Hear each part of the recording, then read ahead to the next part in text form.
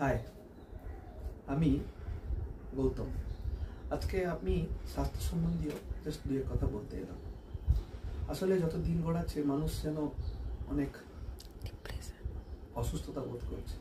এই অসুস্থতার পিছনে দুটো অসুখ মানুষকে প্রায় ঘিরে রেখেছে। একটা হচ্ছে কি অ্যাকিউট ডিজিজ, যে অসুখগুলো কিওর হয়ে যায়, যেরকম নানান জ্বর, ম্যালেরিয়া থেকে শুরু করে ডেঙ্গু এবং ইত্যাদি।